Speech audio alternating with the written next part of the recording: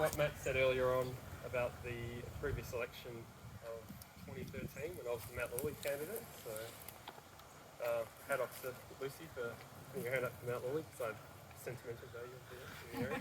But yeah, going out there with Google Maps that I've printed out and by myself with none of this information shows you how far we've come in 7 or 8 years. And to be in January of an election and to have 30 plus people come out, today is just amazing.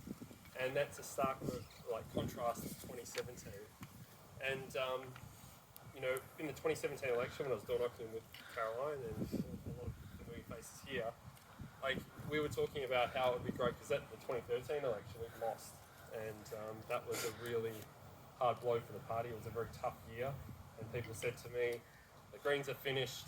It was off the back of our hung parliament with the Greens and the Labor coalition, but people said that we were done and that we wouldn't maintain our presence as the third political force in the country.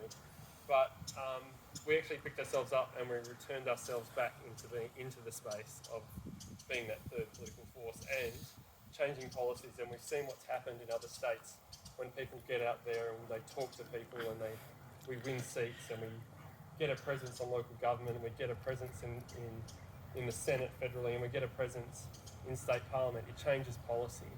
And I didn't really realise that in the previous election until after being sworn in and actually going into the parliament and saying, we've got ourselves a climate bill and we're talking about transparency in government and we're talking about homelessness and we're talking about all the things that we take here today. We get to talk about those things in parliament because of everyone here. So whenever, it's going to be a hectic, mad, crazy 6 weeks up until the end of the election.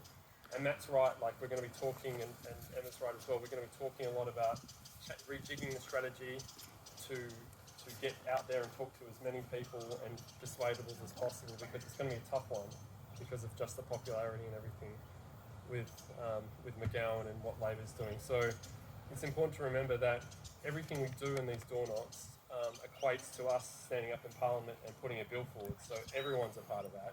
And when I read in our Climate Change Act last year in March, before they shut the state down, I was remembering that in the back of my mind. I was going, all of that work that we did out in the streets when we thought, does it make a difference? It does actually make a difference. We're the only party to actually put forward a Climate Change Act in the state because of the work that we did in that election, and it's going to be because of the work we've done today.